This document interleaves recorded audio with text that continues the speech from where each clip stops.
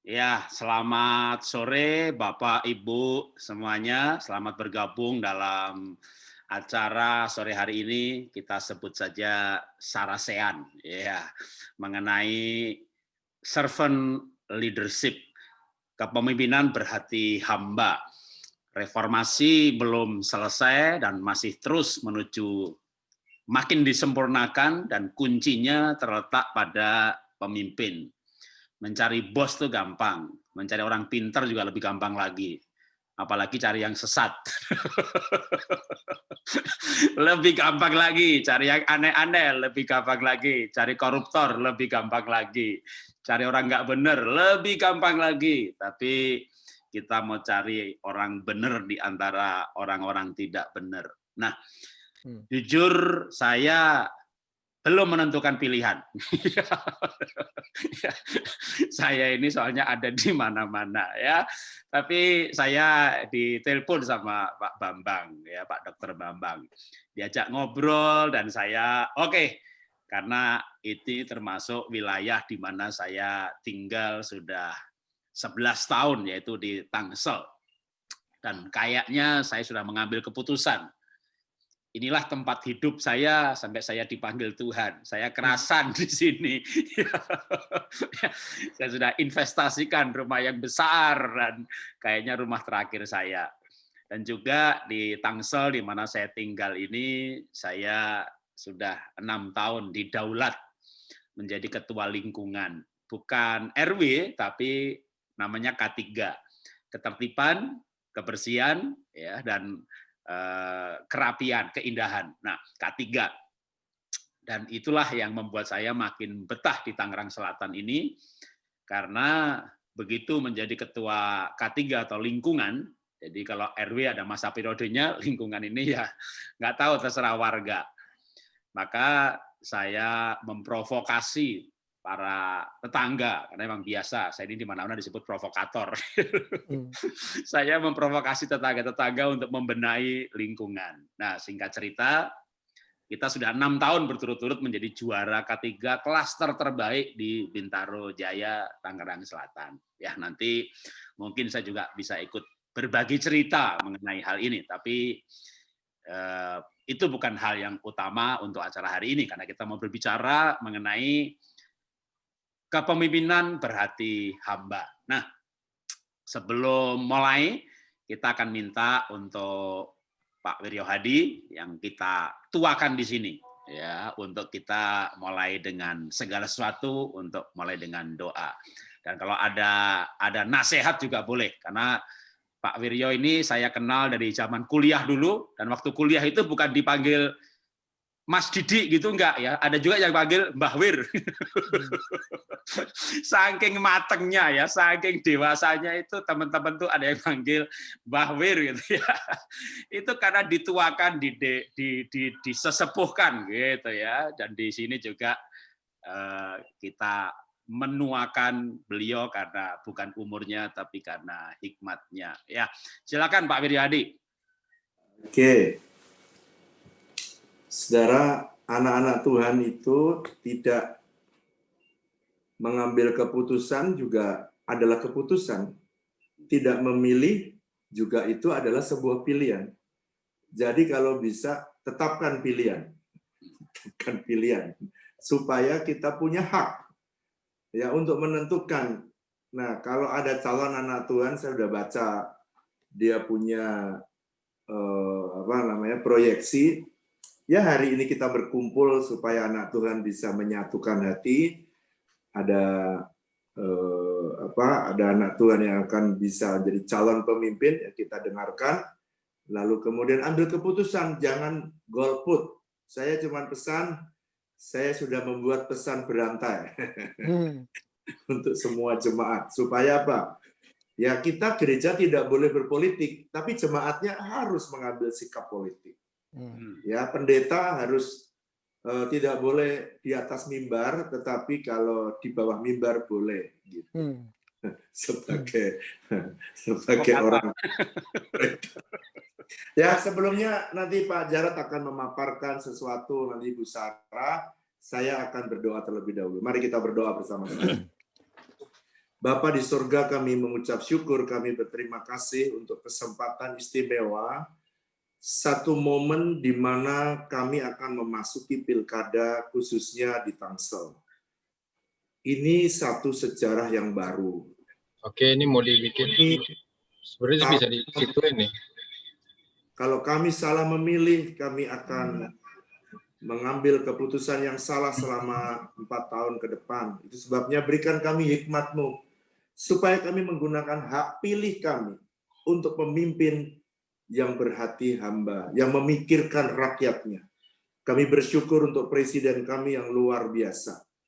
Tuhan, kami juga rindu Kau berikan pemimpin yang luar biasa di Tangsel ini, yang mencintai rakyat, yang mau berkorban untuk rakyat, yang mau membenahi Tangerang Selatan, supaya Tangerang Selatan semakin maju. Terima kasih Bapak, terpujilah nama-Mu. Urapi semua tim yang akan berbicara, yang akan bekerja, tim sukses, dan juga semua yang akan disampaikan, visi dan misi oleh Ibu Sarah, Engkau menolong seluruhnya. Terima kasih Bapak. Terpujilah nama-Mu, di dalam nama Yesus Kristus kami mengucap syukur, kami berdoa. Haleluya. Amin. Amin.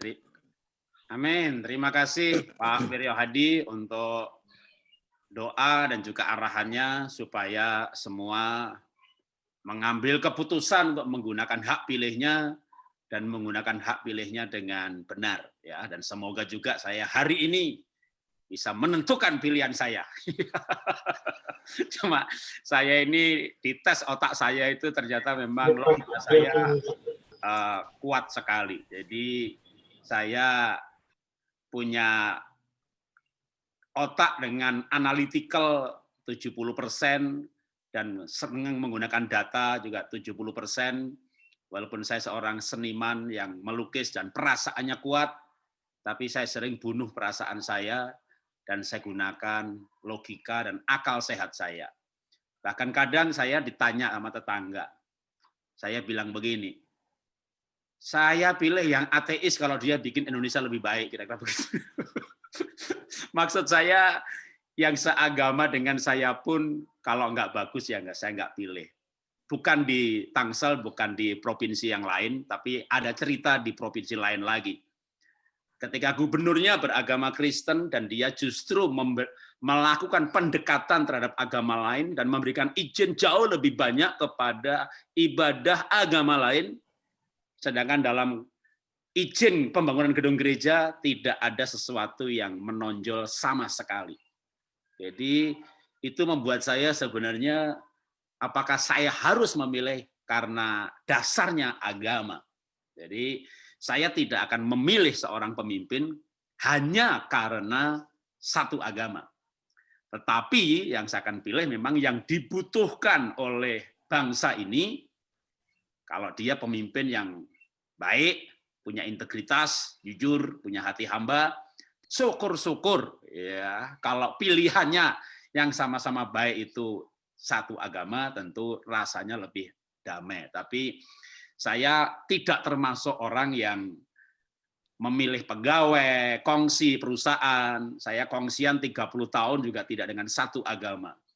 Saya ditipu sama orang yang satu agama juga sudah muntah darah cukup sering. Jadi dalam urusan yang non-agama, seperti politik, bisnis, saya pure menggunakan akal sehat saya. Nah, ini mungkin menjadi yang perlu saya sampaikan kepada Bapak Ibu juga di sini.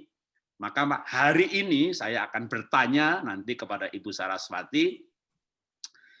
Semoga jawabannya mempengaruhi saya, gitu ya. Itu harapan saya. Jadi saya akan bertindak sebagai orang yang bertanya karena betul-betul pengen tahu, ya. Dan mudah-mudahan Pak Bambang tidak menyesal mengajak saya acara hari ini.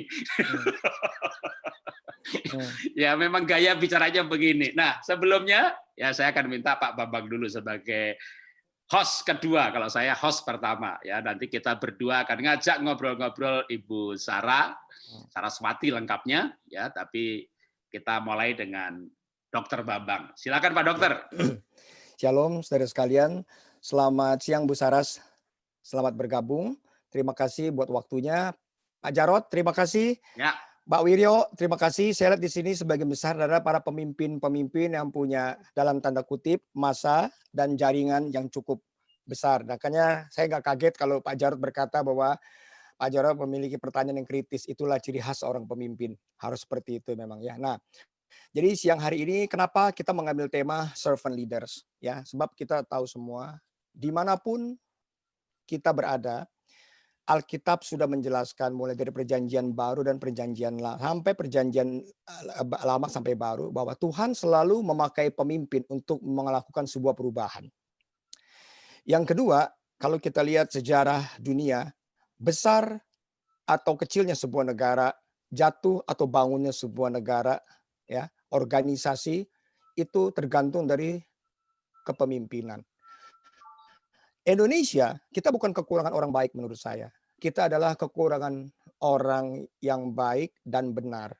Dan yang berani mau mengambil risiko menjadi pemimpin. Karena menjadi pemimpin itu sesuatu yang siap untuk maju di depan ketika ada kegagalan. Sedangkan kalau ada keberhasilan, mungkin anak-anaknya yang akan maju ke depan. Nah, saya akan tutup dengan sebuah ayat Alkitab ketika Yesus itu di dalam Matius 23 berkata kepada murid-muridnya, dia melihat Yesus mengajar murid-muridnya mengenai bagaimana orang Farisi itu hanya bisa memberikan kata-kata nasihat tetapi tidak bisa menjadi contoh.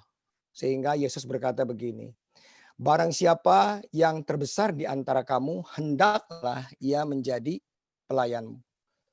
Dikatakan dalam bahasa Inggris, but he that is greatest among you shall be your servant. Inilah yang menjadi tema bahasan kita.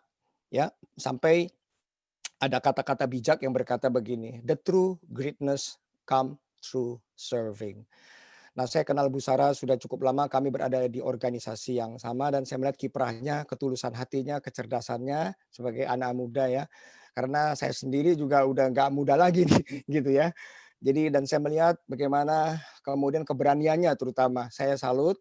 Makanya siang hari ini saudara akan mendengar sendiri dari beliau bagaimana kenapa panggilannya, visi dan misinya ya di Tangsel ya.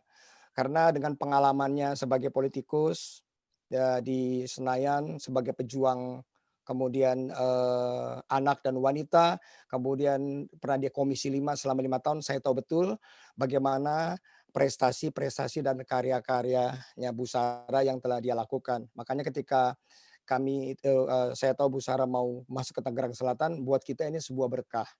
Saudara nanti bisa dengar sendiri, bukan kebetulan ya, bahwa di tempat kita tuh di BSD ada sebuah monumen namanya Monumen Lengkong. Itu kalau saudara perhatikan, salah satu 2 orang pejuang yang gugur yaitu namanya Pak Subianto Joyo Hadikusumo dan Sujono Joyo Hadikusumo yang gugur di dalam pertempuran Lengkong 1946 itu adalah eyang-eyang dan kakek daripada Ibu Sarah. Nah, jadi saya pikir tidak ada yang kebetulan, kemudian dia kirim kembali lagi kemari untuk bisa menjadi pemimpin dan saya berdoa kiranya semua teman-teman yang ada di tempat ini bisa mendengar langsung dan kemudian juga bisa kemudian menelaah ya. Kita nggak banyak bertanya Pak Jarod karena waktunya juga terbatas. Jadi kita izinkan Bu Sarah itu untuk memaparkan kemudian program-program apa sih sebetulnya cita-cita, visi dan misinya sampai kemudian kalau ada 1 atau 2 pertanyaan mungkin dari Pak Jarod dan saya atau Pak Wiro silakan. Tapi kalau untuk yang teman-teman nanti saya persilakan Bu Sarah apakah memang mau dibuka untuk pertanyaan ini. Terima kasih. Tuhan Yesus memberkati. Selamat berjuang. Silakan Pak Jarod, saya kembalikan. Ya, terima kasih Dr. Bambang. Ya, sore hari ini nanti biar kita berdua aja yang bertanya-tanya ke Ibu Sarah. Ya, saya mewakili teman-teman yang belum mengambil keputusan, ya Pak Bambang mewakili yang sudah mengambil keputusan. Nah, ya supaya pembicaraannya jadi ya lebih lengkap ya. Nah, menurut saya memang biasanya jawaban yang bagus itu muncul dari pertanyaan yang tajam. Nah, kalau Pak Wiryo juga nanti boleh kalau mau ikut bertanya atau menambahkan. Ya, apakah Ibu Sarah sudah siap untuk bergabung? Sangat siap, Bapak. Kalau iya bisa di unmute. Sangat siap Bapak, bisa Sudah, didengar. sudah. Oke, bentar. Ini yang berarti yang akunnya nama, Rahayu Saraswati. karena saya tadi salah ini. Rahayu Saraswati. Nah, Iya Pak Jarod, selamat sore. Saya jadikan co-host dulu. Tadi saya salah yang dijadikan co-hostnya. Oke, tunggu sebentar. Saya cari di tempat saya yang di mana ya. Oke, tunggu. Saya cari dulu. Kenapa bisa enggak? Yang akun webinar itu juga admin saya Pak Jarod, kalau boleh tetap dijadikan co-host karena dia juga merekam. Oke, ya. Lalu yang Ibu Saya sudah. Oke. Maaf, ini biar saya add pin. Dengan demikian yang kelihatan cuma kita bertiga atau kita berdua. Ya, selamat sore Ibu Saraswati. Selamat sore Bapak. Shalom. Shalom, selamat kenal. Saya juga dengar sih anak-anak saya berjemaat di JPCC. Wah, saya tahu katanya gitu. Ya, tapi saya belum tahu. Ya, jadi anak saya aja tahu gitu ya, tapi saya belum tahu gitu ya. Jadi, oke, Ibu Saraswati tadi Pak Bambang sudah memperkenalkan kalau Ibu pernah menjadi 5 tahun anggota DPR RI. Iya, saya perlu koreksi dikit Pak Jarod, maaf. Ya. Tadi dikatakan oleh Pak Bambang bahwa saya di Komisi 5, itu yang sebenarnya adalah Komisi 8 Oh, selama sorry, Bu. 5 tahun. Malu belum pernah jadi anggota DPR. Aman Oke. Pak Bambang. Oke. Ya. Siap. Nah, pertanyaan saya yang pertama adalah pernah menjadi anggota DPR RI, lalu Ibu juga putri dari pengusaha nasional yang kayaknya semua Indonesia ini tahu gitu ya. Nah, terus Tangsel ini menurut saya kan kota madya kecil. Kalau saya melihat background dan latar belakang Ibu, malah saya berpikir sebenarnya ya di gubernur lah gitu ya. Amin. Saya terima. Gubernur nih gitu ya. Lah, kok majunya wali kota wakil lagi gitu. Nah, itu justru makanya saya tertarik. Jadi kenapa Bu kok masuk wakil wali kota Tangsel gitu ya? Kira-kira ada pertimbangan apa atau ada dorongan apa? Makasih. Terima kasih Pak Jarod. Pertama-tama izinkan saya karena pertanyaan itu sebenarnya ada urutannya sedikit gitu. Jadi lebih baik saya jelaskan awal mulanya betul-betul sampai ke titik sekarang supaya semua yang mendengarkan ini dan nanti yang mungkin juga akan mendengarkan bisa mendapatkan gambaran yang menyeluruh. Okay. Saya berterima kasih sudah diizinkan untuk bisa tanya-tanya oleh Pak Jarod dan mungkin juga Pak Wiro dan yang lain-lain. Awalnya udah akan ada pertanyaan-pertanyaan yang jauh lebih tajam. Dan dari Pak Jarod sedikit penjelasan tentang pemahaman dan juga pikiran tentang stance Pak Jarod sama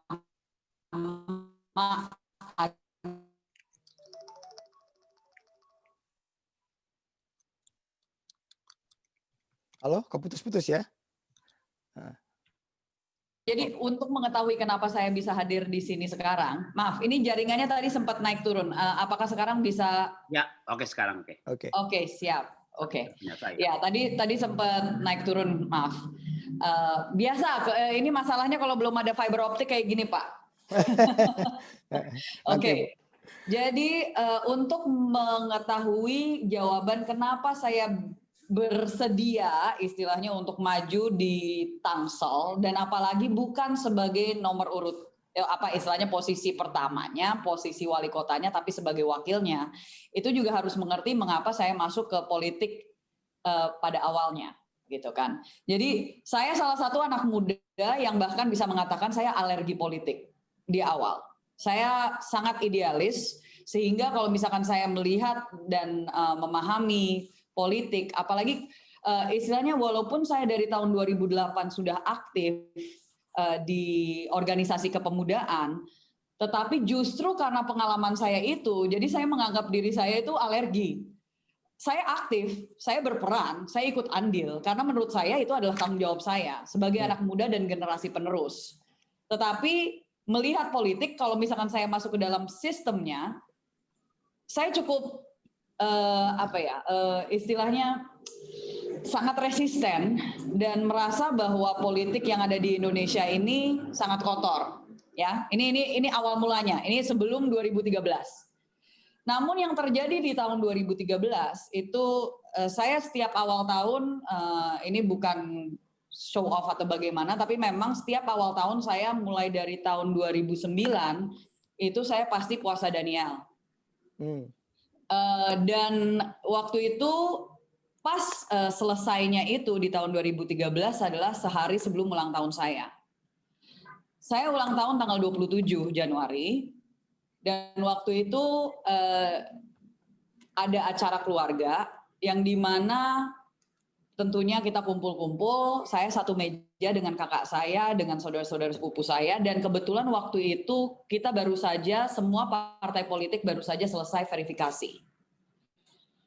Ini saya bicara segamblang-gamblangnya karena dalam ini konteksnya tentunya kepada anak-anak Tuhan dan kita yang percaya dan pengikut Yesus Kristus. Di tanggal 27 Januari itu ulang tahun saya masih ingat persis sekali karena paginya waktu di JPCC hadir di kebaktian, sebelum makan siang tersebut, Pastor Jeffrey mengucapkan selamat ulang tahun sama saya di depan semua jemaat waktu itu, cukup kaget, dan siang harinya kumpul dengan keluarga, saya satu meja dengan kakak saya dan sepupu-sepupu saya, dan kita mulai ngobrol bahwa waktu itu parpol-parpol itu baru selesai proses verifikasi. Ada pertanyaan dari sepupu saya, sekarang kan kita udah verifikasi, ini ada persiapan untuk pencalegan, dari antara kita adakah yang bersedia atau siapa nih yang mau kita dukung untuk maju? Dan kita ngobrol, saya iseng, saya bilang, tahu nggak seminggu yang lalu itu saya ditelepon sama orang, saya ini sampai saat ini jujur saya tidak tahu itu siapa. Sampai saat ini saya tidak tahu itu siapa yang menelpon saya, dan dia bilang, Mbak Sarah kalau misalkan Mbak Sarah maju, kita siap untuk mendukung di Jakarta Timur. Nah, saya bingung juga ngapain Jakarta Timur. Pokoknya Jakarta Timur saya siap untuk mendukung dengan 100.000 pasukan, sampai kayak gitu. Saya bilang, mohon maaf saya tidak ada pemikiran sama sekali untuk maju. Nah, saya nggak tahu kenapa saya sampaikan ini kepada saudara-saudara saya. Mereka langsung nengok semua ke saya, kakak saya langsung bilang, Sarah kamu kan aktivis anti perdagangan orang. Karena memang panggilan hidup saya yang kedua setelah, jadi usia 14 tahun saya mendapatkan panggilan hidup saya yang pertama, yaitu untuk menjadi professional actress, dan itu yang memang saya tekuni sampai saya juga ke sekolah International School of Screen Acting di London. Tapi sejak tahun 2009, bulan Oktober, waktu itu saya menghadiri yang namanya Hillsong Conference di London, baru saya disadarkan dengan kondisi yang namanya perdagangan orang di dunia ini. Jadi sejak tahun 2009 itu, akhir 2009 saya menjadi aktivis anti perdagangan orang. Karena setelah saya mengetahui bahwa ada saudara-saudari saya yang bahkan usianya semuda adik-adik saya. Adik saya waktu itu, jadi usia dia waktu itu ya sangat muda, 16 atau 17. Ya, saya kaget bahwa ada perempuan-perempuan di seluruh dunia ini yang harus melayani 40-60 laki-laki per hari. Bagi saya itu unacceptable. Ya kan? Jangan sampai nanti di akhir hidup saya Tuhan nanya, mana saudaramu? Mana saudarimu? Where is your brother? Where is your sister? Dan saya nggak bisa jawab. Jadi itu adalah panggilan hidup saya yang kedua, dan itu kenapa kakak saya menanyakan, kamu kan sekarang aktivis anti perdagangan orang, kamu punya yayasan sendiri. Jadi di tahun 2012, persis beberapa bulan sebelum kejadian ini, saya sudah mendirikan yayasan, yaitu Yayasan Parinama Asta yang fokusnya memang untuk anti perdagangan orang. Sampai sekarang pun juga masih ada dan masih berjalan.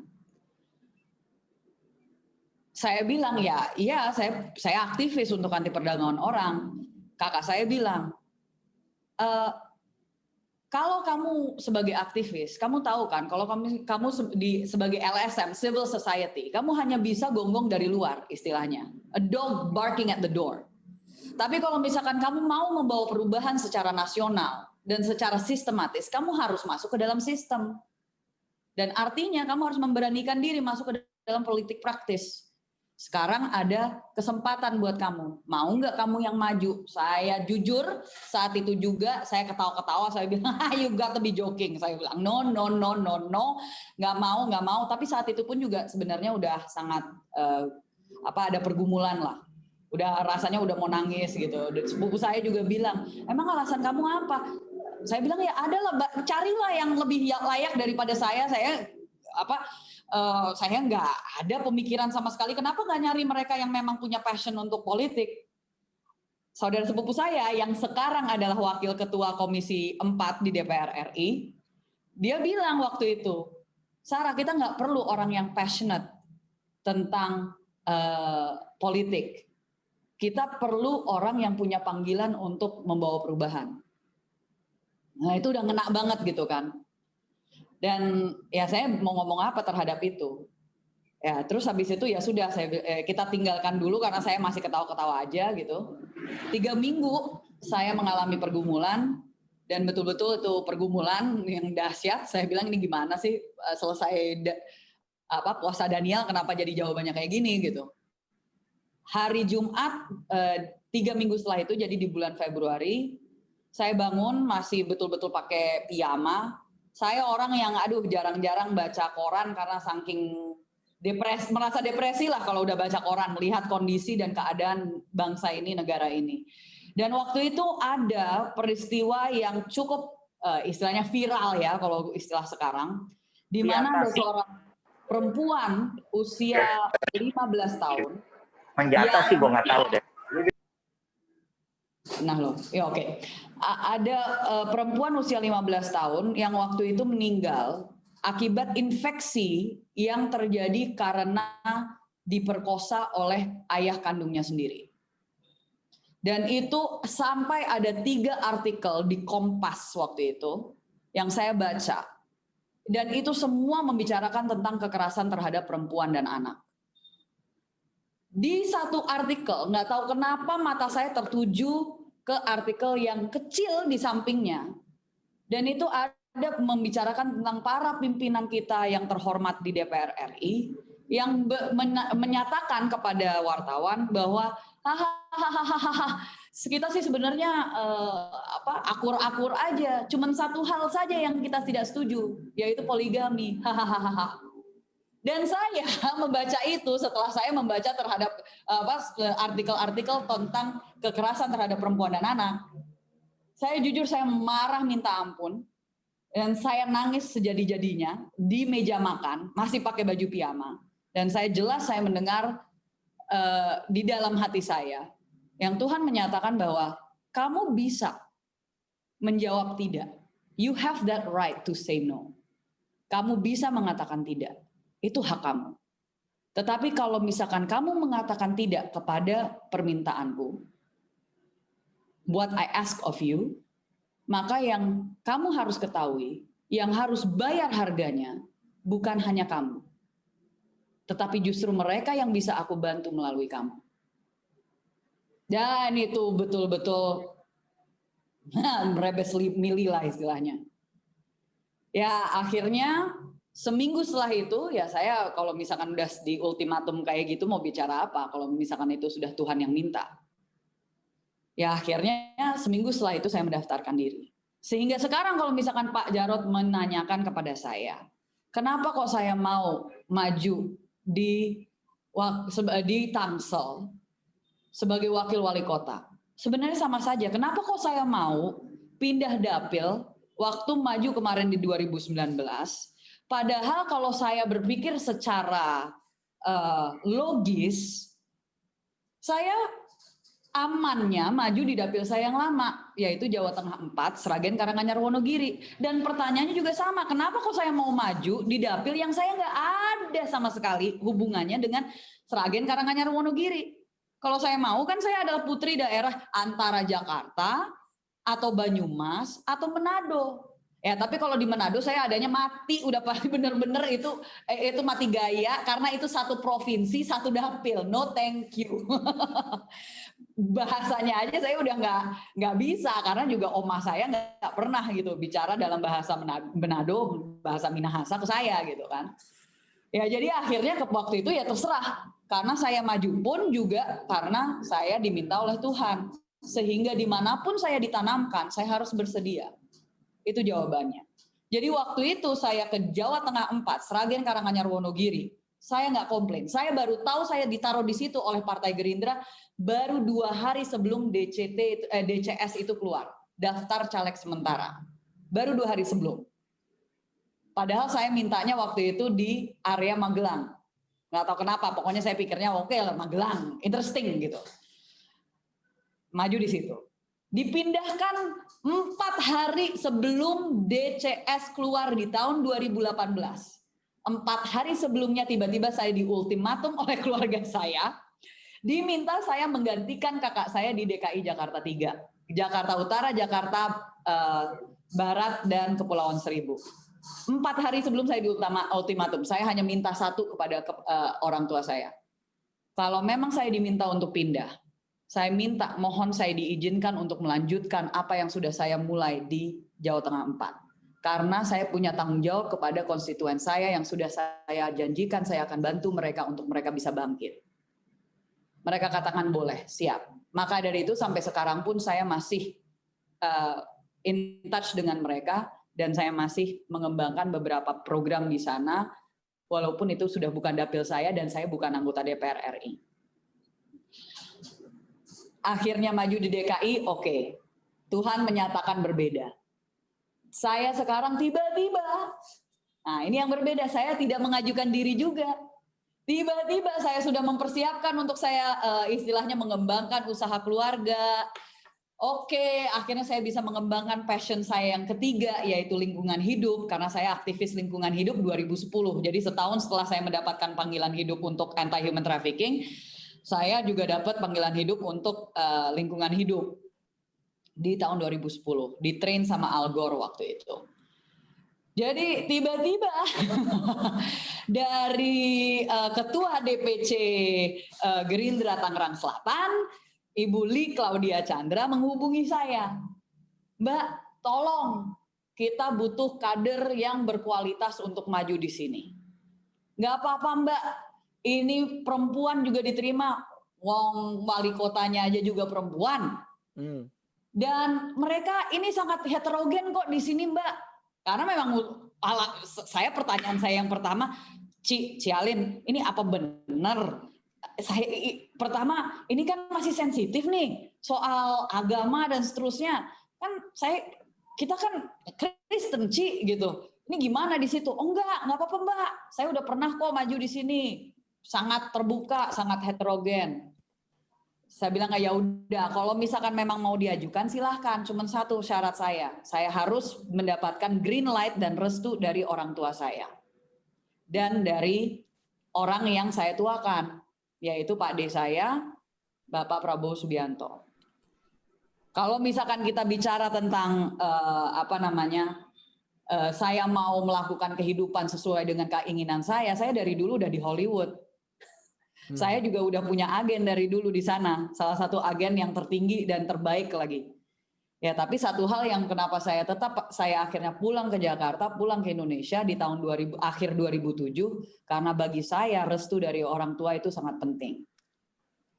Dan itu kenapa akhirnya saya bilang tolong yang penting restu dari orang tua saya.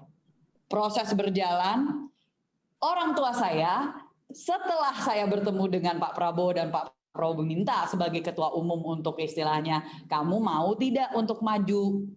Dan sebenarnya pertanyaannya satu, DPR atau eksekutif? Karena sebenarnya gugatan saya ke MK itu berlandaskan bukti. Saya waktu itu ke MK setelah Pileg 2019 dengan 10 kontainer box berisikan C1 yang membuktikan bahwa saya adalah pemilik sebenarnya dan pemenang sebenarnya dari kursi DKI Jakarta 3 dari Partai Gerindra. Sehingga memang sebenarnya itu adalah hak saya kalau saya mau minta. Dan sebagai istilahnya kalau di partai-partai lain mang itu udah nggak usah mikir lagi. Ponakannya siapa, anaknya siapa, nggak usah mikir, harusnya bisa langsung dapat. Tapi saya dari awal saya bilang no. Dan bahkan waktu di awal dikatakan bahwa kamu dikasih 2 bulan sebelum kamu harus masuk lagi ke DPR. Waktu itu saya waktu itu negosiasi, saya bilang kasih 6 bulan lah, kasih 6 bulan. Saya bilang karena apa? Karena jujur sebagai orang yang idealis, DPR itu sangat amat keras dan di 1,5 bulan terakhir sangat menguras saya sehingga sampai saya burn out. Karena di 1,5 bulan terakhir itu saya menjadi pengusung juga untuk revisi undang-undang perkawinan untuk meningkatkan usia perkawinan supaya tidak ada lagi perkawinan anak di Indonesia. Saya juga waktu itu memperjuangkan RUU penghapusan kekerasan seksual yang sampai sekarang masih mandek. Dan waktu itu juga didemo buat KUHP. Padahal saya bukan salah satu yang membahas soal KUHP, itu di Komisi 3. Yang intinya sebenarnya banyak hal juga di KUHP yang saya tidak setuju waktu itu. Jadi sangat terkuras tenaga dan saya bilang saya udah agak burn out, saya nggak punya tenaga lagi untuk masuk di mana saya hanya 1 suara dari 575. Ogah saya bilang. Jadi saya nggak mengambil hak saya dan saya tidak ke sana. Nah, maaf ini agak panjang ya Pak Jarod, tapi ini saya jabarkan supaya jelas sejelas-jelasnya. Oke. Oke, menjadi motivasi saya. Jadi akhirnya ke atas. Nah, orang tua saya hampir tidak memberikan saya restu. Kenapa? Karena berdasarkan pengalaman kita, maju sebagai wakil wali kota, wakil gubernur, wakil apapun kecuali DKI, itu sudah pasti tidak ada porsinya istilahnya.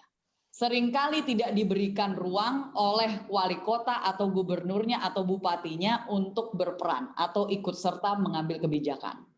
Jadi ban serep. Ya saya bilang kepada orang tua saya nothing to lose. Saya maju pun juga bukan karena saya mengajukan diri, tetapi karena saya diminta dan diajukan. Ada alasan-alasan yang cukup baik. Dan saya katakan, kalau misalkan kapanpun saya tidak bisa menjalankan tugas saya dengan baik, maka saya siap untuk mundur. Dan itu pun saya sampaikan kepada Bapak Muhammad.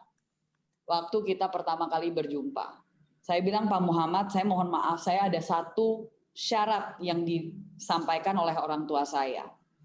Mereka hampir tidak merestui dan hampir betul-betul mereka marah besar.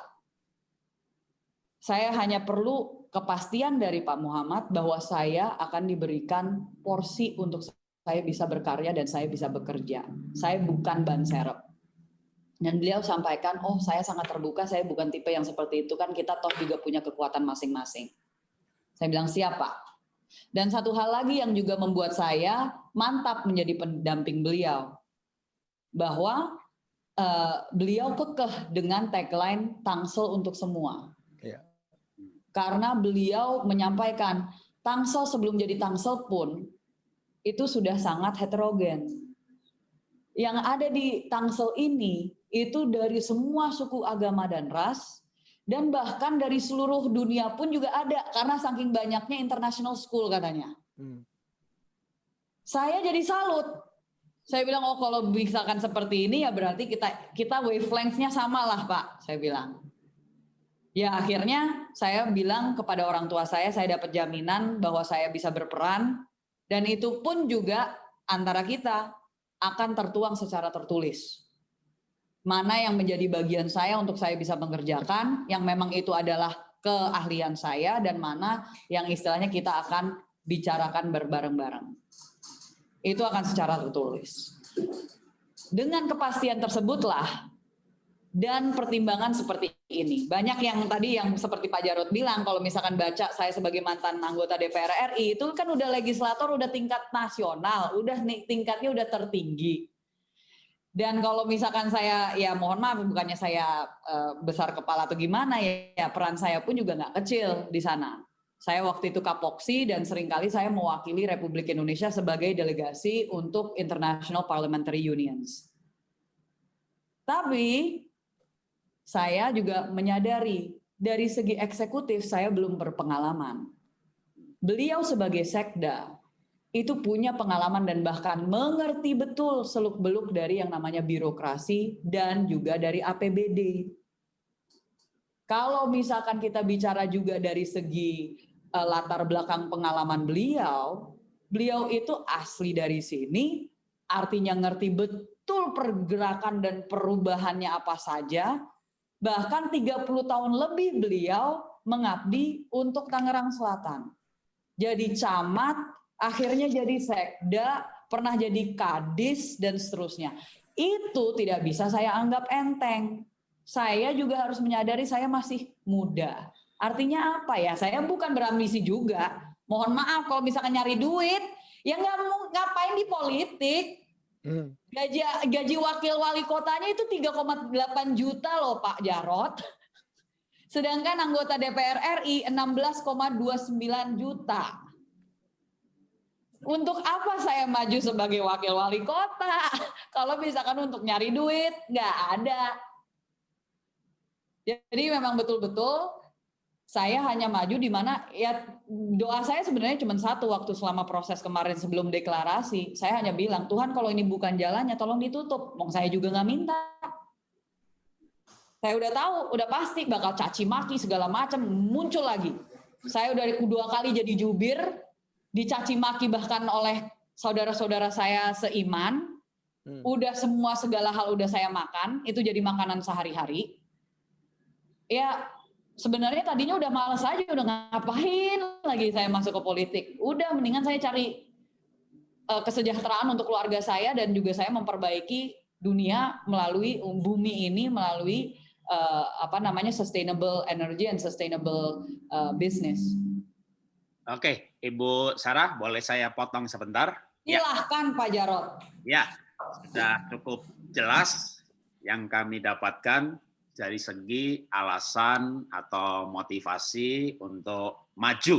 Nah, saya sebelum bertanya mengenai rencana ke depan, kalau Ibu jadi wakil wali kota, dan saya dengar bidangnya memang bidang yang sebenarnya sekarang pun saya sedang menangani di level yang sangat kecil, yaitu RW, yaitu lingkungan. Ya. Nah, tapi sebelum berbicara ke depan, saya pengen bertanya hal ke belakang. Karena banyak sekali yang sudah Ibu tangani, saya pengen nanya satu saja dari seluruh hal yang Ibu pernah tangani. Boleh di yayasan, boleh di DPR, boleh di komisi. Apa prestasi yang ketika Ibu mengenang, saya bangga dengan hal ini. Dan kenapa demikian? Jadi pilih satu saja, ya pengalaman atau karya untuk bangsa ini atau sesuai dengan bidang yang ditangani yang membuat Ibu itu hidup ini berarti. Saya bangga mengenangnya dan kenapa. Ya, terima kasih Ibu Sarah. Terima kasih. Sebenarnya ada 2 hal Pak Jarod. Yang pertama adalah bahwa saya berhasil memperjuangkan dan mengesahkan Undang-Undang Penyandang Disabilitas di tahun 2016.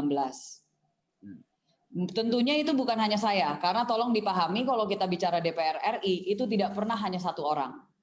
Tetapi minimal saya sebagai bagian dari partai yang mengusung undang-undang itu, RUU itu, berhasil memperjuangkan dan akhirnya mengantarkan itu kepada titik disahkan. Karena kita tahu bahwa di DPR itu namanya undang-undang bisa sampai bertahun-tahun nggak jadi-jadi.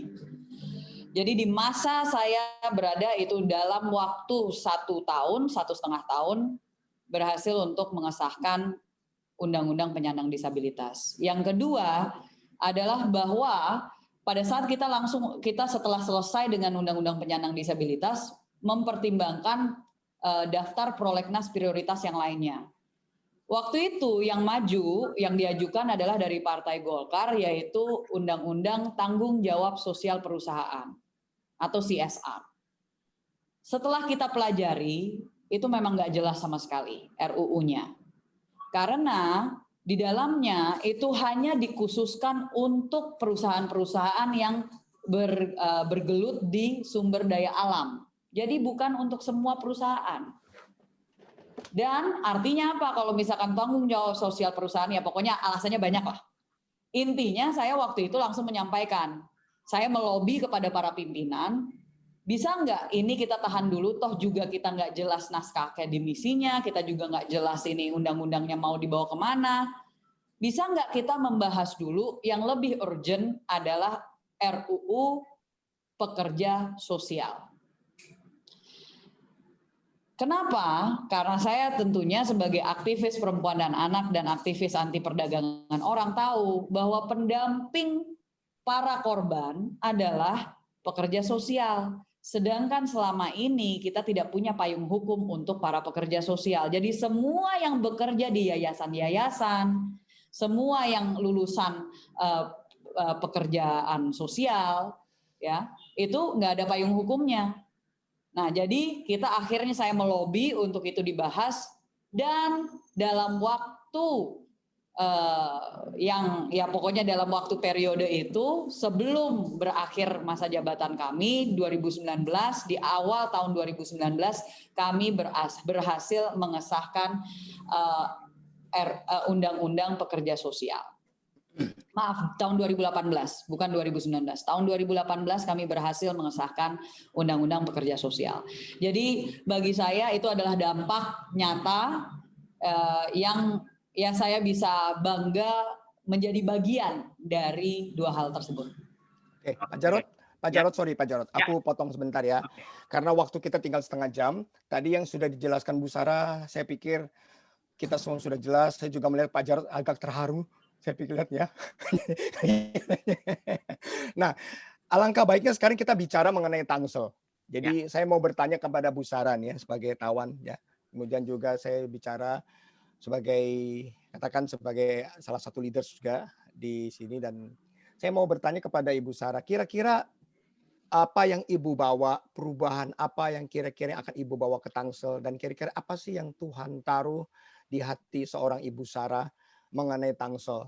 Ya, jadi Ibu bisa ceritakan ke kita semua mengenai visi misinya. Kemudian saya lihat juga di tagline Tangsel itu sangat bagus ya, Tangsel untuk semua.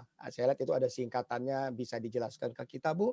Termasuk juga beberapa program-program unggulan yang teman-teman mungkin bisa dengar saat ini, sehingga program itu harusnya kita dukung bersama karena ini sangat penting sekali.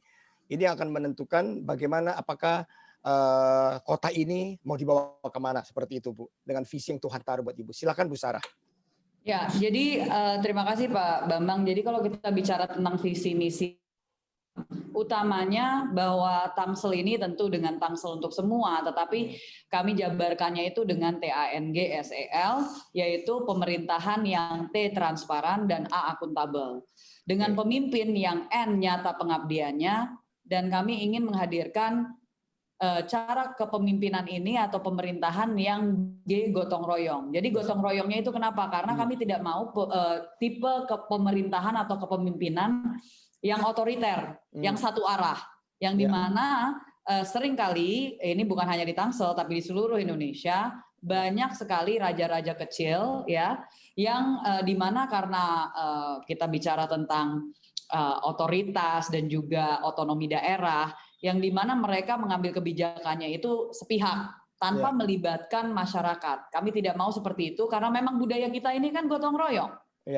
Jadi semua kebijakan sudah seharusnya melibatkan masyarakat. Itu yang kami maksud dengan gotong royong. Kalau ada hal-hal yang berdampak pada misalnya olahraga, ya kita libatkanlah mereka para atlet.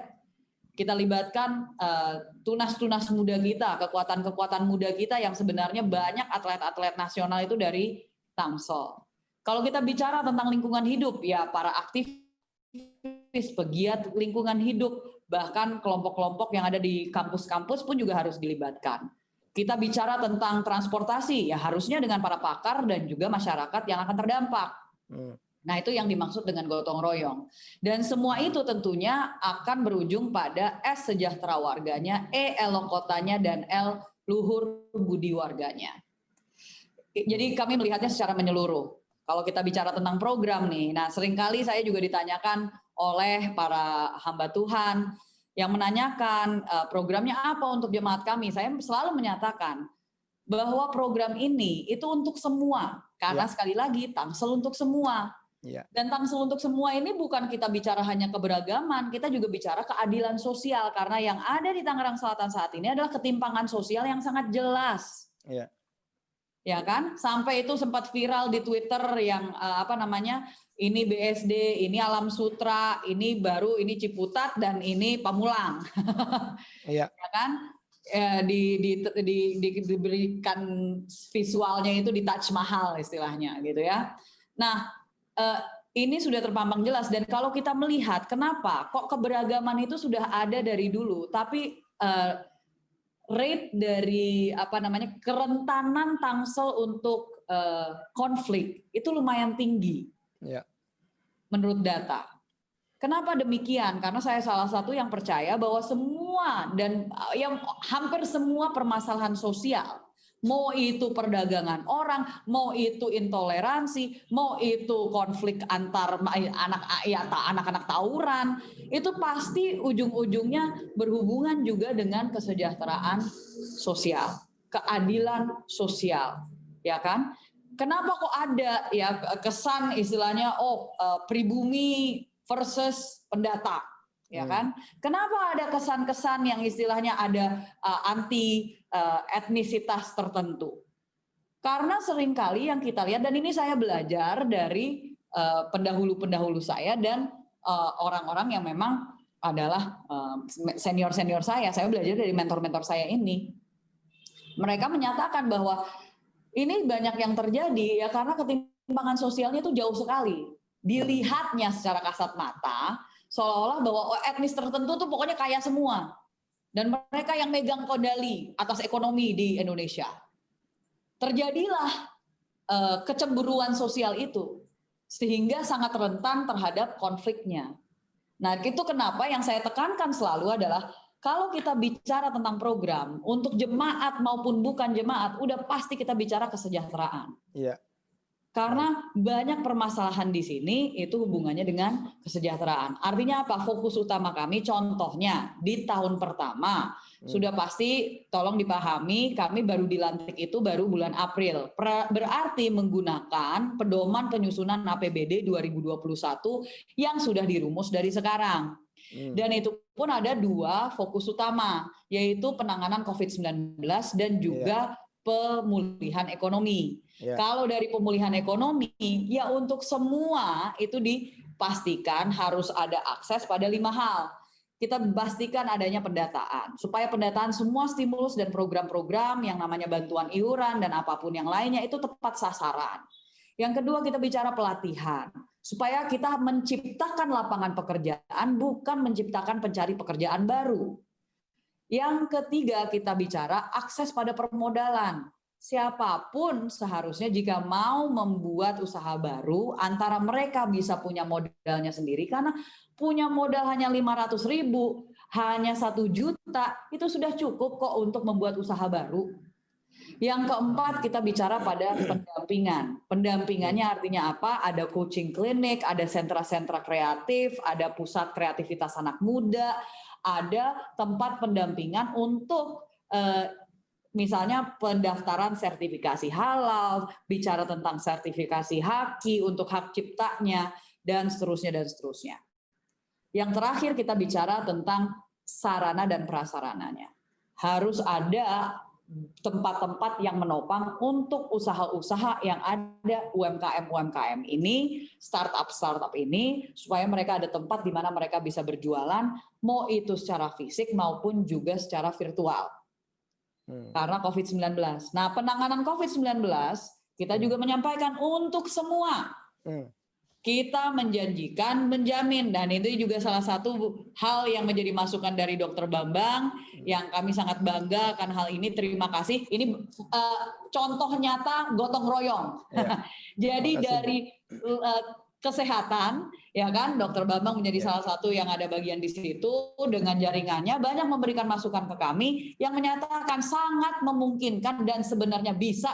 Maka dari itu kita menjamin vaksin COVID-19 gratis untuk semua warga Tangsel. Iya, terima kasih Bu. Jadi itu program-program utama kami selain dari untuk permasalahan sampah yang dimana karena sekali lagi saya aktivis lingkungan hidup sehingga sangat memahami bahwa apa yang sedang dilakukan sekarang misalnya dengan TPA Cipecang itu sebenarnya melanggar aturan. Iya. Dari segi pembangunannya saja sudah melanggar aturan. Dan dari segi teknologi sudah sangat ada teknologi yang bisa menyelesaikan permasalahan sampah di Tangerang Selatan ini. Dari segi anggaran pun juga seharusnya ditingkatkan karena tenaga kebersihannya masih sangat minim, armadanya juga sangat minim dibandingkan dengan kota-kota lain dari segi persentase. Jadi memang sangat tidak memungkinkan untuk menyelesaikan permasalahan sampah jika dilanjutkan dengan apa yang sudah ada saat ini. Harus adanya pembenahan dan perbaikan dari segi itu. Dan seterusnya, kalau mau bicara program bisa sampai besok.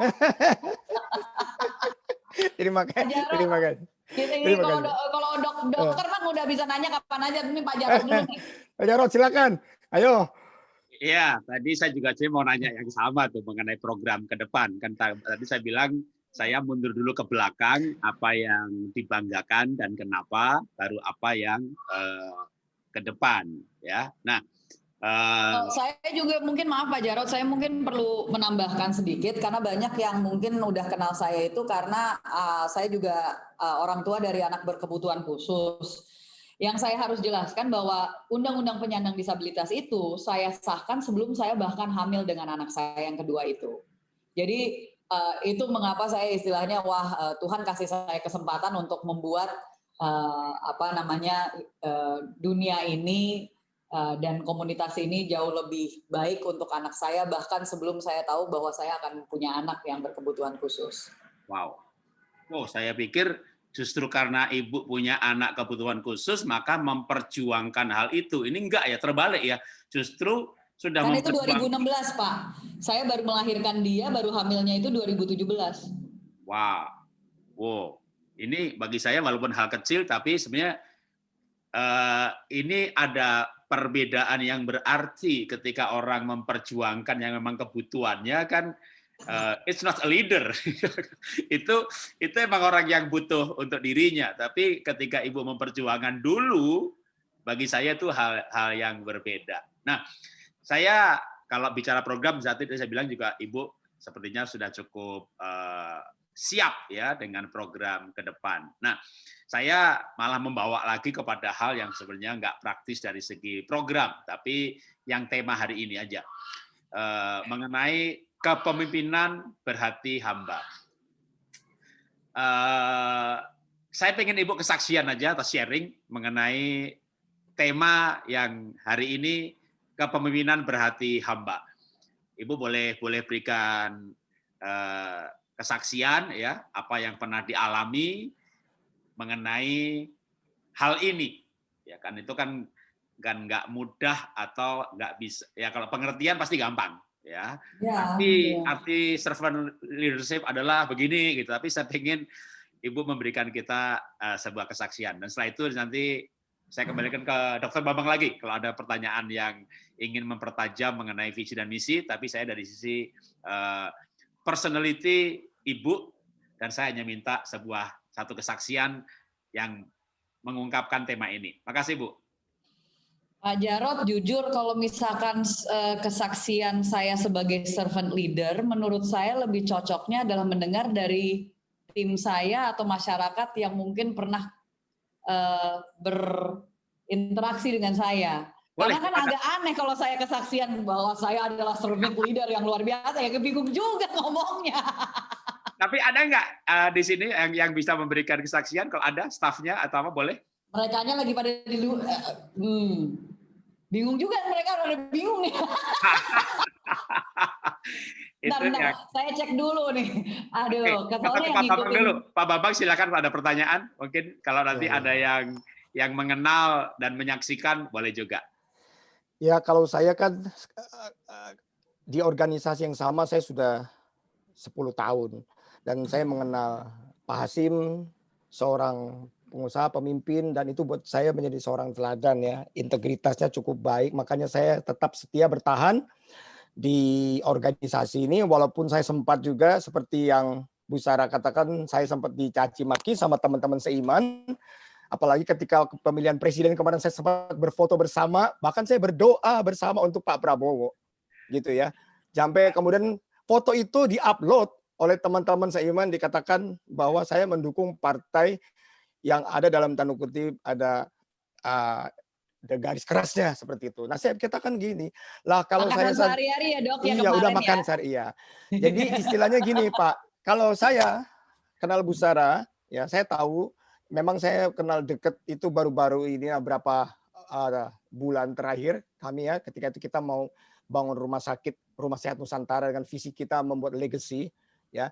Dan kalau saya lihat yang pertama seorang Bu Sarah ini dari saya pribadi ya Pak ya, karena jadi buat saya ketulusan itu yang pertama. Bahwa hatinya tulus, apa yang dibicarakan ungkap di kata-kata, integritas itu dengan di hati ya sama. Jadi itu buat saya, makanya saya menghargai betul seorang pemimpin yang memiliki integritas yang tinggi gitu. Karena buat saya selama ini saya kenal Bu Sarah, kalau iya ya iya, tidak ya tidak, enggak ada basa-basi gitu loh. Jadi itu buat saya. Yang kedua yang paling penting adalah keberanian. Tidak semua pemimpin Kristen, Pak, anak Tuhan memiliki keberanian untuk tampil berbeda. Makanya kenapa siang hari ini kita mengajak para teman-teman. Ada banyak teman-teman yang mau perubahan di kota, berdoa untuk perubahan di bangsa ini. Tetapi ketika Tuhan bertanya, oke, kamu mau perubahan. Pertanyaannya, apakah kamu mau aku pakai? Nah itu kan sesuatu yang berbeda.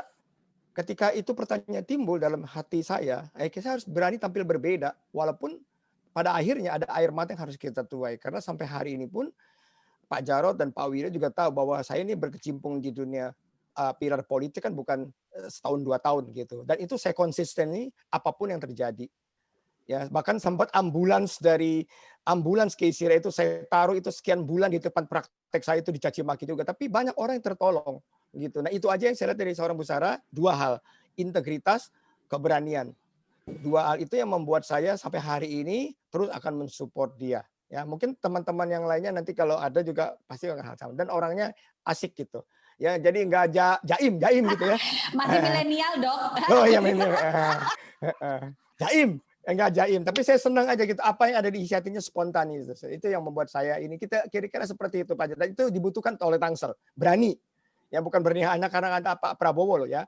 Jadi berani memang itu karakteristik seorang Saraswati. Dan itu yang membuat saya aman. Jadi saya tahu ketika saya berada dalam masalah suatu hari nanti, saya akan minta Bu Sarah tampil untuk membela. Jadi mau nyanyi, Lean on me. Pak Miryo. Kayaknya Pak Miryo mau masuk. Silakan Pak Miryo, silakan. Ya, saya mau tanya nih. Ada salam dari Gembala sidangnya Bu Sarah tuh, salam buat Sarah katanya. Dari yang mana? Dari Pastor Jeffrey. Oh, dari Pastor Jeffrey, siap. Saya mau tanya begini. Saya udah lihat programnya, saya udah baca, dan tadi kan keadilan untuk semua ya, artinya Tangsel untuk semua. Nah, selama ini memang terus terang ya, kesenjangan tadi Bu Sarah sudah sampaikan. Nah, sekarang ini yang menjadi persoalan yang menurut saya terbesar adalah banyaknya gereja di Tangsel ini yang notabene mereka itu berada tapi tidak memiliki izin. Memang selama ini Bu, terus terang ya, kita sudah mensyaratkan semua persyaratan juga tetap aja nggak keluar izin. Nah, bagaimana nanti, ini saya tanyakan mumpung punya waktu, bagaimana nanti ketika Ibu jadi salah satu pemimpin di Tangsel ini ya, di bagian, lalu bagaimana cara Ibu menyelesaikan Nanti kalau ibu membela gereja, nanti dibilangin, wah itu Kristen gara-gara Kristen. Satu sisi, kalau kita banyak dan kita lihat realita, banyak gereja yang mereka memang berada dan sudah puluhan tahun dan sudah berada, eksis, tapi nggak punya izin. Itu satu. Yang kedua pertanyaan saya adalah, nanti kalau ibu jadi, itu bagiannya itu apa? Jadi Pak Muhammad tuh bagian apa? Lalu Ibu Saras bagian apa? Supaya jadi kita bisa berikan masukan, karena saya sudah ada di Tangsel sudah tahun 97, jadi sudah berapa tahun ya? 23 tahun. Nah, nanti Ibu bagian apa supaya kita bisa juga memberikan saran-saran ke depan jikalau untuk untuk memajukan kota Tangerang Selatan. Oke, jadi Pak Muhammad apa, Ibu bagian apa? Oke, silakan Bu. Oke, terima kasih Pak Wiryo. Maaf saya lagi buka contekan saya kalau buat yang bagian apa dan bagian apa karena ada daftarnya. Kalau misalkan untuk yang pertanyaan pertama, Pak Wiryo, ini saya pun juga kalau misalkan Bapak dan kawan-kawan pelajari, Komisi 8 ini salah satu mitranya adalah dengan Kementerian Agama. Saya 5 tahun kemarin di situ, saya konsisten, saya tidak pindah-pindah ke komisi lain, walaupun dikatakan bahwa itu komisi air mata, bukan mata air. Karena memang ya balik lagi, saya di situ kan sebenarnya untuk membawa perubahan. Dengan Kementerian Agama itu tentunya ada bimas-bimas kan, salah satunya adalah Bimas Kristen. Saya tentunya satu, itu tentunya berhubungan dengan pemberdayaan masyarakat, pemberdayaan perempuan, perlindungan anak, dan keluarga berencana. Itu udah pasti. Saya menjadi salah satu hal yang saya akan fokus di situ. Yang kedua adalah sosial, yang ketiga adalah lingkungan hidup, yang keempat adalah pendidikan dan kebudayaan, yang kelima adalah perpustakaan dan arsip daerah yang biasanya orang nggak mau megang sama sekali karena itu tugasnya cuman ngumpulin arsip aja. Tapi saya kebetulan kutu buku dan saya kebetulan suka dulu pernah jadi librarian assistant. Jadi saya mau ngambil itu karena ilmu itu kan didapatkan kan dari buku-buku juga dan dari arsip-arsip yang dimana itu adalah sejarah dari keberadaan kita gitu. Jadi itu penting bagi saya melihat ke belakangnya. Dan yang terakhir adalah ketahanan pangan, pertanian dan perikanan. Karena di mana ketahanan pangan itu sudah sangat inline dengan programnya Gerindra dan PDI Perjuangan dan kami sangat peduli bagaimana kita akan bertahan sebagai satu civilization peradaban terutama yang di kita fokusnya tentu di Tangerang Selatan. Karena urban farming ini kan sebenarnya salah satu halnya itu sebenarnya passion saya. Bicara tentang aquaculture, bicara tentang hidroponik, aquaponik, budik damber, dan seterusnya. Jadi itu hal-hal yang menjadi fokus saya, bukan berarti Pak Muhammadnya tidak bisa. Secara itu kan tanda tangan semua juga harus dengan tanda tangannya Pak Muhammad sebagai wali kota gitu. Cuman saya di sini punya hak untuk menentukan kebijakan-kebijakan yang berhubungan dengan hal-hal tersebut. Yang lainnya itu kita akan istilahnya bagi tugas. Dan itu berhubungan dengan penataan ruang, perumahan, kawasan permukiman, pertahanan, Dukcapil, perhubungan, komunikasi, kesehatan, UMKM, dan seterusnya. Dan semua kebijakan pasti tidak mungkin kita ambil sendiri. Di dalam kesepakatan kami, semua kebijakan-kebijakan besar, kebijakan-kebijakan penting yang berhubungan dengan kesejahteraan masyarakat, berhubungan dengan keberlanjutan masyarakat, itu harus dibicarakan, harus didiskusikan dengan saya sebelum beliau mengambil keputusan. Dan saya pasti harus melaporkan ke beliau apapun yang menjadi rekomendasi saya. Seperti itu Pak Wiryo. Oke, good. Jadi kita berharap nanti perizinan kalau lengkap semua bisa diperjuangkan ya, Bu Sarah. Harusnya sudah dijamin Pak, tapi ya itu balik lagi dari segi FKUB dan dari segi dalam internalnya kita sendiri juga harus dipastikan jangan sampai ada konflik-konflik itu adanya nanti kita yang malu. Oke. Ya, terima kasih Pak Wiryo. Pak Wiryo, Ibu balik ke Dokter Bambang, silakan dokter. Saya balikin ke Mas Jarod. Rasanya kalau buat saya buat nanya Bu Sara anytime dia bisa jawab. Pak Jarod, kalau masih ada unek-unek, silakan. Ayo. Ya, kita masih ada waktu. Masih ada waktu. Pak Jarod, silakan. Ini ada pertanyaan dari peserta nih, boleh juga. Oh iya, siap. Itu yang Saya bacakan saja. Ada pertanyaan dari Pak Francisco Stogar. Apakah Ibu Sara ada inovasi atau ide baru, inovasi baru, rencana untuk transportasi umum di Tangsel, khususnya angkot yang saat ini kalah dengan transportasi online? Mantap. Oke, yang pertama kita bicara transportasi, kita bicara infrastruktur. Infrastruktur darat dari kami programnya adalah yang pertama kita memperjuangkan Integrated Public Transportation System atau sistem transportasi publik yang terintegrasi. Secara peta itu harus jelas dan itu harus dihubungkan dengan GMap, Waze dan apapun itu supaya jelas berapa meter dari satu titik ke titik lain dari segi jarak jalan kaki dan seterusnya itu harus sudah terukur dan harus terpampang jelas sehingga siapapun bisa menggunakan itu. Yang kedua tentunya mengintegrasikan bahkan dari angkot pun juga harus masuk ke dalam bagian public transportation system yang terintegrasi itu tadi. Karena banyak juga yang mengadukan nih bahwa angkot-angkot ini banyak yang justru menjadi alasan kenapa Transjakarta dan bis-bis itu nggak bisa jalan. Karena dari mereka, sebenarnya di Tangsel pun juga saya dengar, ini dari Pak Muhammad dan dari tim, sudah ada 60 bus atau sekitar berapa bus gitu yang sudah ada, tetapi tidak bisa digunakan. Sekali lagi karena rupanya kalah dengan beberapa oknum.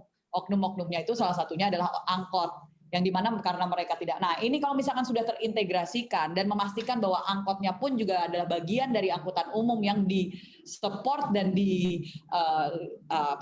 dijadikan bagian dari public transportation system ini, mudah-mudahan akhirnya tidak terjadi konflik. Itu yang satu. Yang kedua, kalau kita bicara tentang program, kita juga mendukung untuk bukan mendukung, kita pasti akan memperjuangkan yang namanya LRT. LRT itu beda dengan MRT tentunya, oke? Ada yang mengajukan MRT, tetapi setelah kami bicara dengan para pakar, terutama pakar yang menjadi konsultan untuk Transjakarta, untuk DKI Jakarta, Jaklinggo, dan juga untuk Depok, itu mereka menyatakan itu sangat kecil kemungkinannya MRT bisa dengan cepat itu dilakukan untuk kota-kota penyangga DKI Jakarta. Sama halnya dengan Tokyo dan sama halnya dengan London. Nggak ada itu yang namanya tube atau istilahnya MRT pusatnya itu yang sampai keluar dari kota-kota tersebut. Sudah pasti itu adalah feeders, ya kan?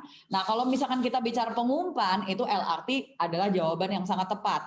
MRT membutuhkan 1 triliun rupiah per kilometer sebelum pembebasan lahan bahkan.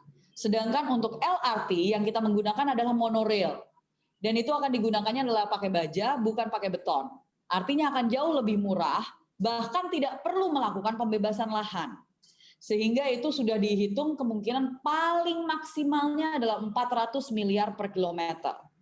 Dari sisi BUMN sudah siap, tinggal BUMD-nya yang harus kita pastikan kesiapannya. Ya kan? Harus kita luruskan lagi dan kita harus rapihkan dan restrukturisasi dan seterusnya. Itu sudah dipertimbangkan, jadi LRT itu sangat memungkinkan dan saya nggak akan terlalu ke detail dan teknisnya, tapi intinya itu nanti petanya sudah ada. Jadi akan turun dari Jakarta itu lewat Pondok Aren, turun ke Pondok Cabe, dari Pondok Cabe langsung ke barat ke arah Setu, dari Setu naik lewat Serpong Utara ke arah bahkan akan nyambung nantinya ke Soekarno-Hatta atau yang lokasi stasiun terdekat. Itu mungkin dari saya, dan juga kita akan membuat Tangsel ini menjadi kota ramah sepeda, ya. Jadi untuk meningkatkan daya tahan tubuh dan mengurangi polusi udara, yang dimana polusi udara di Tangsel ini lebih tinggi daripada DKI Jakarta. Jadi itu yang mungkin bisa saya sampaikan, supaya apa ya, kita juga bisa, ya siapa tahu bisa jadi kayak Amsterdam atau Den Haag gitu kan. Mantap. Ya, ini ada pertanyaan dari Pak Dwi Haryanto, tapi sebenarnya sama esensinya dengan yang ditanyakan oleh Pak Wiryo Hadi. yaitu Ya. mengenai perizinan. Nah, yang Betul. berikutnya Dan adalah tadi sudah dijawab. ya, yang pertanyaan berikutnya adalah Ibu Sarah, kami sudah mengikuti 22 program Pak Muhammad dan Ibu Saraswati, luar biasa bagus. Mohon titip tambahan untuk tata kota, tata lingkungan, khususnya area Ciputat, Pamulang, Pondok Aren. Beberapa titik nampak ruwet dan makin cenderung ke kumuh. Wah, ini saya bantu jawab sedikit.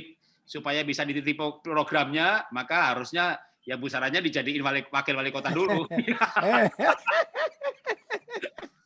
Kayaknya udah terdengar seperti jubir. belum jadi udah dititipin ya. Jadikan dulu. Betul. Tapi ya siap Pak Sihanto, itu sudah menjadi bagian, cuman kita tidak publish itu karena sebenarnya di dalam program yang kami ajukan ke KPUD itu sudah jelas. Tapi kan program kami itu puluhan, bahkan hampir 100 program kami yang kami ajukan ke KPUD, tapi tidak mungkin semuanya kami publish. Oke. Nah, ini sebelum saya baca pertanyaannya Pak Francisco Stogar, saya mau tanya hal teknis. Saya nggak tahu yang lain nggak tahu apa belum, tapi hal teknis dalam hal pencalonan. Partai apa saja yang mendukung Pak Muhammad dan Ibu? Oke, ada 9 partai, 5 partai pengusung, 4 partai pendukung. Untuk pengusung artinya mereka yang sudah punya kursi di DPRD, ya. Dan itu ada 23 kursi kita totalnya. Sehingga kita bisa menyampaikan bahwa kami menguasai hampir atau didukung oleh hampir setengah dari DPRD Tangerang Selatan. Artinya apa? Program-program yang kami ajukan sudah pasti hampir istilahnya mustahil tidak direalisasikan karena sudah didukung oleh hampir mayoritas kursi di DPRD. Itu ada PDI Perjuangan dan Gerindra, dua-duanya dengan 8 kursi. Diusul dengan PSI dengan 4 kursi. Lalu ada PAN dengan 2 kursi dan Hanura dengan 1 kursi. 4 partai pendukung adalah Garuda, Berkarya, Nasdem, dan Perindo. Wow. Ya, kalau Tuhan izinkan dan kehendaki, mestinya sudah cukup kuat. Kecuali ada hal-hal yang... Ya, masalahnya Pak, kalau kita bicara pilkada, mereka nggak ngelihat partainya, ngelihatnya figurnya. Oke, saya lanjutkan kalau gitu. Saya bacakan pertanyaan dari Pak Yosef Togar. Oh, ada pertanyaan dari Pak Yosef duluan, Pak. Pak Yosef, oh ya, saya Ketua JDS Tangsel. Ada banyak laporan kalau FKUB banyak mempersulit dan ujung-ujungnya uang. Pertanyaannya, apakah pengurus FKUB ini bisa diganti sebelum masa tugasnya habis? Wah, ini nggak tahu. Seharusnya semua posisi itu bisa diganti. Ketua kepala dinas pun juga bisa diganti karena bisa dirotasi, bisa digantikan dan seterusnya. Itu adalah salah satu kekuatan dan wewenang dari pimpinan daerah. Berikutnya lagi, Ibu Sarah, jawabannya sangat menarik dan bisa dipahami. Untuk pariwisata di Tangsel, potensi apa yang Ibu hendak angkat? Sebab mantan dosen saya, Pak Rinus, ada dalam tim Ibu. Mana tahu Pak Rinus kasih saran. Oh, dia kasih sarannya banyak sekali. Bahkan dia yang pertama bawa saya jalan-jalan di Tangerang Selatan. Ya, jadi kalau kita bicara tentang wisata, kami akan fokus ke ekowisata sebenarnya. Jadi ada 7 situ yang ada saat ini di Tangerang Selatan, tetapi saat ini masih dikelola oleh pusat sebenarnya, PUPR. Jadi kita harus memperjuangkan supaya kami di Pemkot ini bisa mengelola 7 situ ini. Dan siapa tahu bisa kita kembangkan bahkan menjadi tempat-tempat ekowisata baru seperti di Surabaya yang akhirnya sungai-sungai dibersihkan. Bayangkan kalau misalkan di situ bisa jadi tempat untuk ajang olahraga air dan juga untuk seperti Venice gitu ya dengan perahu-perahunya, malam hari juga ada lampu-lampu yang bisa dipasang untuk lintas-lintas situ-situ tersebut, tempat untuk pemancingan dan seterusnya. Tapi sebenarnya pemancingan udah banyak. Kita bicara lebih dari segi jogging track, lalu juga untuk sentra-sentra UMKM. Jadi UMKM itu kan bisa kita tata dengan baik, mulai dari kulinernya maupun juga UMKM lain yang bisa menjadi oleh-oleh dari Tangerang Selatan untuk para wisatawan internasional maupun juga nasional. Lalu yang berikutnya kita bicara tentang ada banyak sebenarnya gerakan-gerakan dari pegiat lingkungan hidup yang sudah memulai tempat-tempat konservasi seperti Kampung Konservasi Rimbun dan juga Kampung Aridatu yang menunjukkan farm to table konsep. Jadi sebenarnya banyak yang kita bisa lakukan untuk menunjukkan urban farming, itu pun juga sebenarnya bisa menjadi ekowisata baru. Lalu di tempat-tempat seperti Setu, ya di kecamatan ini kan masih sangat rimbun sebenarnya di situ. Kita juga bisa buat konsep glamping di sana sebenarnya, yang sekarang udah lagi trending. Dan Kampung Konservasi Rimbun pun juga sedang mau mengembangkan untuk glampingnya. Jadi banyak sebenarnya masih kita bisa lakukan dari segi ekowisata. Untuk wisata-wisata yang lainnya pun juga bisa seperti ini. Banyak yang ke Tangsel ini goes. Dari Jakarta pada goes semuanya ke Tangsel, ya. Nah, siapa tahu kita bisa buat peta karena kita balik lagi kita akan membuat ini kota ramah sepeda. Jadi untuk jalurnya itu sudah dibuat dan titik-titiknya di mana pemberhentian itu bisa sudah dibuat juga. Dan bahkan kita mau bisa memperjuangkan, ini program dari Pak Muhammad, memperjuangkan program untuk jalur pipa gas, ya kan? Kita akan memperjuangkan untuk bisa mengelola itu dengan Pertamina, karena itu sebenarnya milik Pertamina, tapi bagian atasnya itu bisa dijadikan ekowisata baru. Ditanamkan dengan segala macam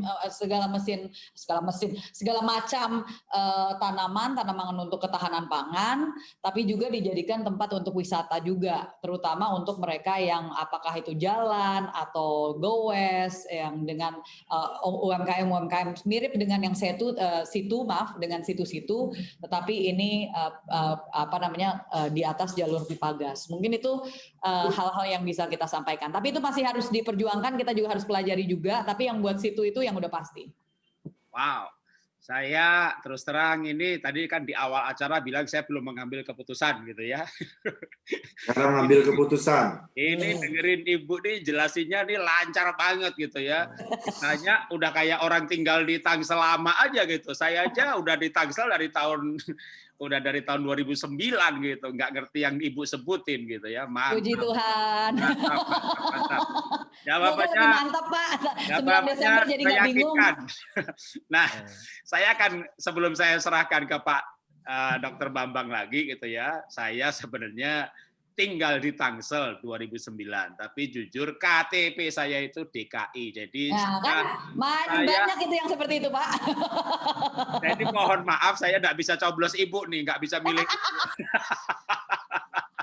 Paling saya akan pengaruhi saja ya tetangga-tetangga saya, karena saya kan di sini ketua lingkungan, 1 RW 8 RT, tapi KTP saya di DKI, di sektor Bintaro sektor 1, tapi siap. rumahnya ada di sana juga. Jadi saya tapi berharap sama dengan Pak Wiryo tadi ya, bahwa teman-teman yang warga Tangsel terbuka untuk pribadi pemimpin yang salah satunya sekarang ada bersama dengan kita. Ya, Dr. Bambang, saya serahkan untuk penutupan dan terakhirnya. Ya, jadi nanti gini aja. Saya minta teman-teman semua para pemimpin, teman-teman yang Nasrani, termasuk Pak Wiryo, Pak Feli, kemudian ada di sini, semua teman-teman yang memang memiliki jemaat, tolong dihimbau supaya jemaatnya jangan berlibur dong saat pemilihan gitu, ya. Yang kedua, bagaimana cara? Ya, jangan keluar kota. Udah seru-seru, nggak taunya bangunnya kesiangan lagi. Wah, ini nggak seru. Jadi tolong saya minta dengan sangat supaya semua kita berperan aktif, karena kita harus bekerja keras, berdoa dan bekerja keras juga ya. Jadi kemudian yang terakhir, bahwa kalau bisa, ini kayak Pak Jarod gini, susah nggak sih ngurus pindah KTP gitu loh Pak? Apa memang daerahnya emang daerah Jakarta gitu? Nah, itu tolong diurus lah Pak. Ya, gitu ya. Tenang, dapat surat. Tinggal ngomong ke para anggota dewan itu bisa bantu. Kalau ada surat keterangan dokter dari saya, tenang, gitu ya. Berkelakuan baik selama ini. Nah Bu, ini ngomong-ngomong nih, ada teman-teman nih udah nggak tahan nih Bu, kayaknya mereka pengen yel-yel nih Bu. Aduh, pantun apa yel-yel nih? Saya dari udah grup... bisa kelihatan dari tadi udah kayak gini-gini terus. Iya. Mereka saking udah terbiasanya mendengar saya, itu jadinya iya kelihatan dari tadi, ya ampun, itu geng kopi, Pak Anton dan kawan-kawan. Siap. Iya, mereka kelihatannya jarang tidur ya sobat kopi. Silakan. Ya, kita dari komunitas Sehati, Tangsel. Tangsel, Sehati untuk semua. Menang.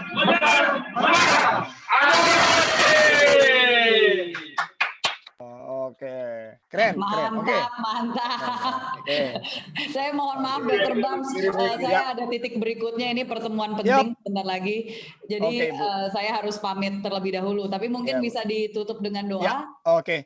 Sebelumnya saya juga nggak mau kalah, pengen pantun saya, ya. Oh, wih, Ngeri kan? Sejak Pantun. kapan ini Dokter Bambang berpantun? Pantun dulu nih. Pergi kerja pakai sepatu. Cakep. Ya, cakep katanya. Kemudian Nabi Musa pinter berenang. Cakep. Kalau gereja-gereja sudah bersatu, Muhammad Sarah udah pasti menang. Oh. Sejak kapan Nabi Musa pinter berenang lalu dibelah? Itu dia, aku bilang gak nyambung tadi. Oke. Itu namanya maksa.com. Maksa.